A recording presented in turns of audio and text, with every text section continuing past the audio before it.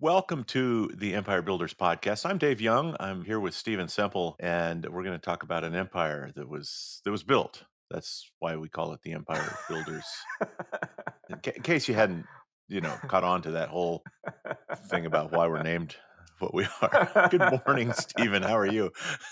Wow, like you're really on it this morning. I'm not on a. People ask, is that scripted? Oh gosh, no. Uh,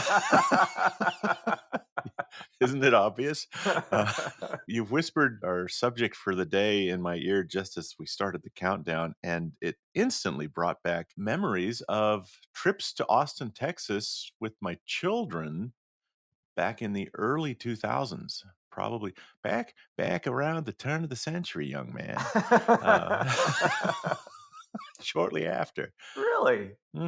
When Julie and I first traveled down to Wizard Academy, we had 4 kids at home. Yeah, And this was when Wizard Academy was still down in Buda at Roy's office. So the easiest way to get there was down I-35, if you're familiar with Austin. right, okay. Well, right at, I think it's at Slaughter and I-35, we had to make a stop every time as we headed south at a Krispy Kreme At Donuts a Krispy Kreme. All right. because we didn't have a Krispy Kreme Donuts back in western Nebraska. There probably still isn't one. There's no question they're far more concentrated in the South, although another city that has a ton of them is New York City.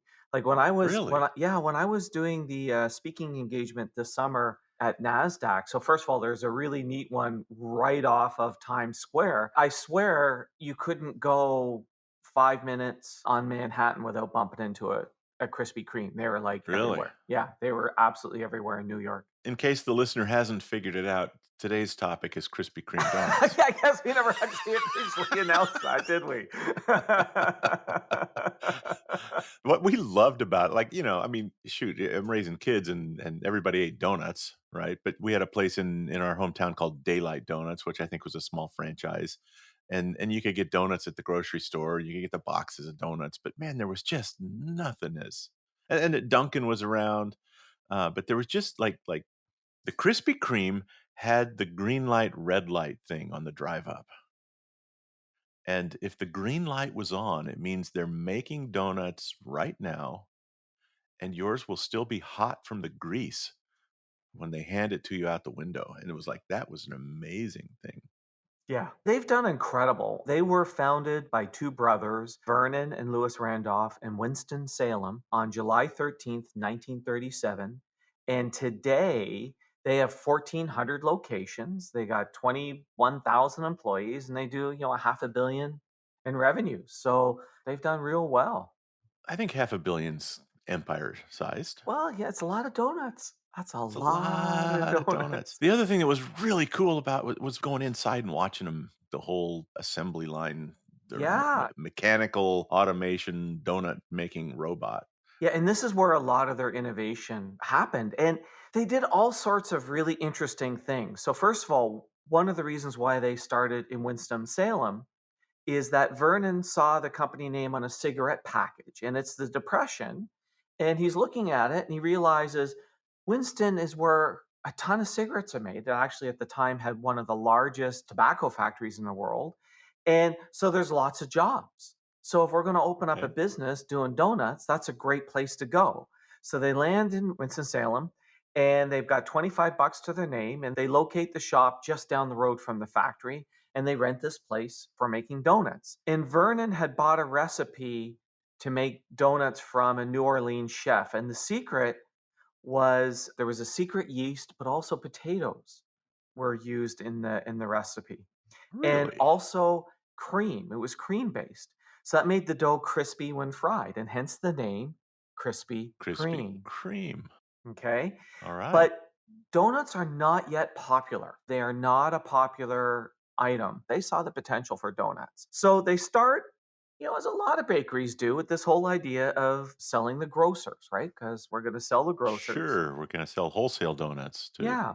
Yeah, but again, because donuts are not this big idea yet, it's going Mhm. really slow and they're actually literally struggling to pay the next month's rent. And like a lot of innovative businesses, they've made this mistake of relying on others to sell this innovative product and Right. idea rather than speaking directly to the customer. But here's where things change for them. The workers who work down the road in the factory smell these donuts. Yeah, they do. And what they start doing is knocking on the door and saying, "Can we buy some donuts?" Wait. Their first thought was wholesale distribution, but they hadn't even thought to sell them at the place they're making them. No, in fact, Lewis turns people away because he says, "Hey, you can buy them at the local grocery store. We don't do retail." Vernon says, "Screw that." He grabs a sledgehammer, pounds a hole in the outside wall, and puts in a window and says, "We're now doing retail." I like Vernon. Yeah, wait, when you have 2 brothers, there's always a smart one. There's one well, there's one there's probably a really good match because there's probably one that's like, "We just gotta get this done." We got boom, Right, boom, boom, boom, boom, right? Grind, make the donuts. Time to right. make the donuts. Yes. And then you got somebody like Vernon that's like, "Well, they're trying to beat our door in. Why don't we just make a window?" And this predates drive-throughs. Now, it wasn't a drive-through, it was a walk-up, but this is how innovative this idea was of just Yeah. putting in a window where people can buy things. But here's the other bonus to it all is guess what they discovered? Customers liked them even better when they were hot, which they would never get at the grocery store, right? Yeah. It becomes so popular that literally this becomes a Winston-Salem landmark. There's lineups for these donuts. Yeah. And their timing was also good because of a couple of other things. So unions are rising at this time, and the federal Mhm. government creates the 8-hour workday, right? Because at the beginning of the Industrial Revolution, the working hours were just incredible. So they created both Yeah. the 8-hour workday and the 30-minute lunch break. And on top of that, more and more employers start offering these 15-minute breaks through the course of the day. So, who can deliver food in like this 10-minute period, right? It was really the invention Yeah. of the coffee break. And guess what? Donuts fit into that. Coffee and donut Perfect. is perfect. Along with, as we know, another Winston-Salem invention, the cigarette. That's right. Have a cigarette, cup of coffee, and a donut, back to work. Right, because remember when we go back to Buck in the early days of American tobacco, remember Mhm. his innovation on cigarettes was noticing these break times with factory You workers. didn't have time to roll a cigarette, Correct. Correct. right? But you had time to smoke one. Right. And then donuts fit into this as well. So they start to expand into new markets. And by 1948, they have 6 locations selling direct to consumer. But, donuts at the time were made by hand. And this created a challenge because there was this complete inconsistency in terms of size and flavor. Okay. So, because there's a lot of variables, it's kneaded, cut by hand, turned by hand, no two are the same. So, to create consistency, they need to mechanize.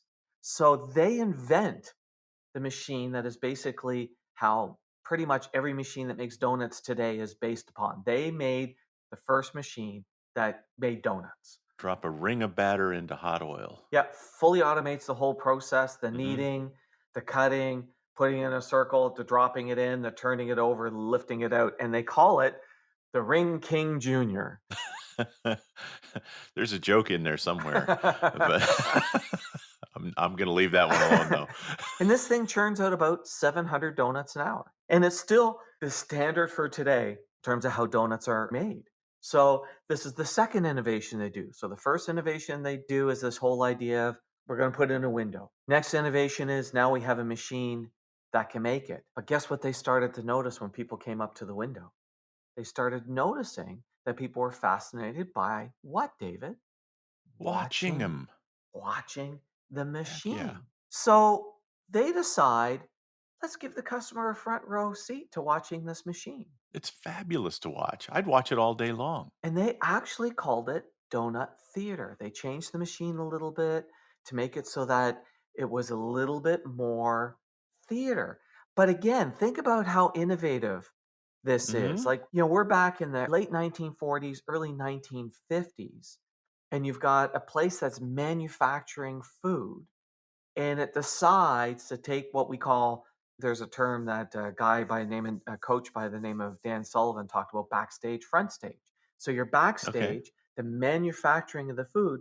Let's bring it into the front stage Mhm.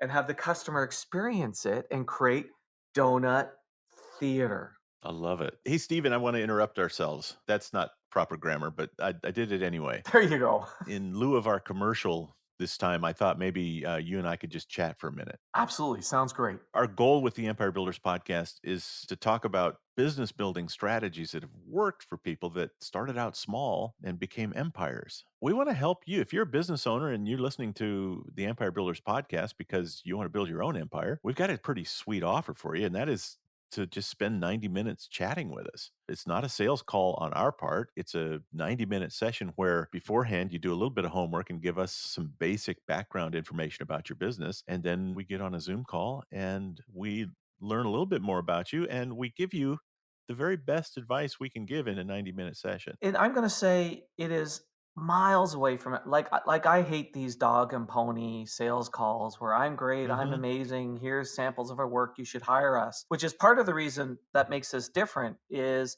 the fact that there is the scorecard and questionnaire that goes out that the owner sends back to us because it allows us to take a couple of days, do some research, put some thought, and come with some solid recommendations. Because it's my belief that if we can provide some good insights, that somebody may be more interested in hiring us. And certainly that's a way better experience than meeting with some sales guy who runs you through a dog and pony. It's lots of fun. It's great value. People get a recording of it. I highly recommend people take us up on the offer. Easy to find us. You're listening to our podcast, so find a way to request your 90-minute session with us. Looking forward to talking to you. Let's get back to the story. Back to the story. Basically, this now really separates them and creates a real hardcore fan base for Krispy Kreme. Like Krispy Kreme, the lovers of Krispy Kreme are religious about Krispy Kreme. Mhm. And it's neat. You go in there, you smell the donuts, you see the donuts, floating down and being turned. Like it is really a very different experience than any other donut chain out there. And I remember, I don't remember who it was, but we didn't go to our first Krispy Kreme because of an advertisement. We went because somebody said, "Oh my god, you've gotta Right, try this." right. You got to And so check this out. what they were really good at doing was creating this word of mouth machine. Yes.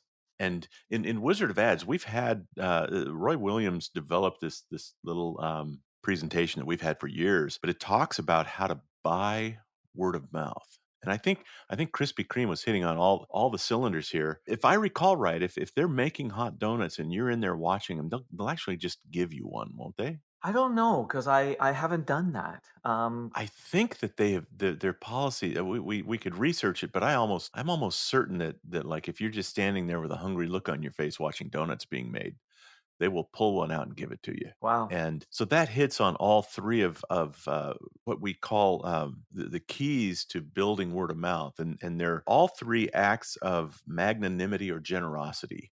So one is something like a sample. Here's a free sample, right? Here's a little something for you, right? If I give you one of these donuts, you're probably going to buy a dozen. This is such a big topic, David. Here's what we're going to do. We are going to create a podcast on how to build word of mouth. Heck yeah. No, Okay? and so this is a Be, great example. right.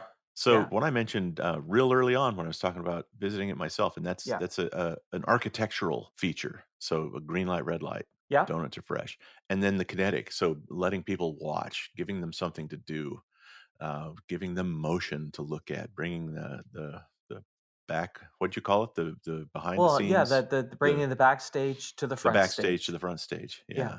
So it's exciting because they hit the triumvirate of word of mouth building. Well, and when you also think about, like, one of the other things that we talk about is one of the best things you can do is high visibility location. So their first Hmm. location was just down the road from the factory. Where all the factory workers are driving by it every day. When they opened in New York, they opened in Times Square, a donut shop in Times Square. Do you know how I gotta guess that real estate in Times Square, and when you're in Times Square, if you stand in the middle of Times Square and you do the circle, you can Mhm. see right in Times Square the massive Krispy Kreme sign, right? Like Sure. you cannot miss it. So in one of the most visible places in New York, and it's not a little tiny store. You go in, it's a big store. It's got the machine in the whole 9 yards. So by 1960, they're in 12 states. They've grown 29 stores. By 1973, they sold to Beatrice Foods. I was never able to find how much they sold to Beatrice Foods for. And then Krispy Kreme kind of went through a bit of a tough time where they were taken public and then taken private and then taken public, and all sorts of things happen. But there's massive lessons here. And the first one is that I like was when they were thinking about where to locate, they looked at the economic opportunity. They Yeah. purposely went, here's a place where the economy is good and we're selling this luxury. Like, granted, it's a small indulgent, but still it's a luxury device. And then this whole idea of direct to consumer. And again, they stumbled across it. But look, one brother was like, hey, you get at the grocery store. The other brother grabbed a sledgehammer and bashed a window into the wall and sort of said, great, we're now selling direct to consumer. So very observational, right? Like he was really noticing what was going on. And a lot of businesses don't do that. They fight it. They go, oh, these customers keep interrupting us. It's like, if they're showing up at our door, let's sell to them. Guess what they're also doing? Still selling wholesale. You can go to the Krispy Kreme location, get it hot and fresh, but you can also go to the C-store a mile away Yes, and pick up Krispy Kreme donuts there. They may not be as hot, right, but right. they're selling everywhere. They are selling everywhere. And then the other part that I really love was the fact that, again, observational. They saw that when their customers came up to the window, that they were watching the machine and they went, well, that's really interesting. Maybe what we should do, we should bring that machine forward. And here's how innovative that is. Every donut shop on the planet uses these machines. Mhm. They're the only ones that show it, Yeah. right? They did this direct to consumer and then they brought this entertainment forward. And again, innovative idea because it's not like there were lots of businesses doing that at the time. There wasn't, shows how they make this. So very, very forward thinking, very observational, like really Mhm. watching what was going on and tapping into those things. So I just thought there was a lot to learn from Krispy Kreme. Yeah, I love this story, and I think about going to other donut shops now. I'm just sitting here thinking okay, you go into a Dunkin' Donuts here in Austin. There's kind of a famous one called Shipley, but I've never seen anybody make a donut except at a Krispy Kreme. Yeah, So they're the only ones does that that do it. mean that they're not making them inside a Dunkin' Donuts? I think they probably are, right? You can't do mass distribution of fresh donuts. That doesn't make sense. Never seen them make one in there, but they probably are. They're probably making all of them. Yeah. Huh. So I've got an idea for before we end, Stephen. When I have ideas, I like to give them away Okay. because I'm not going to ever act on them. This is an idea for you for a book, and it's on the triple crown of worker breaks: coffee, cigarettes, and donuts. There we go. I think that would be a good book. You should write that. All right. Well, and we already have the cigarette one, and we just now need to do the coffee one. So, So we transcribe this one and get the coffee thing under our belts, and it's either a small book or a fat pamphlet. and the interesting part is when you look at that, those three things happened due to a couple of factors. One, the invention of the Industrial Revolution, and Uh-huh. then the social upheaval that happened around the Great Depression, right? And the fact that unions were there and saying, "No, we need a little bit of break in the day. Yeah. Thank you very much." Uh-huh. Yeah. So, So yeah, that would be interesting. Okay. I'll work on that. I love the Krispy Kreme story. Thank you, Stephen. All right. Thanks, David. Thanks for listening to the podcast. Please share us, subscribe on your favorite podcast app, and leave us a big, fat, juicy 5-star rating and review. And if you have any questions about this or any other podcast episode, email to questions@theempirebuilderspodcast.com.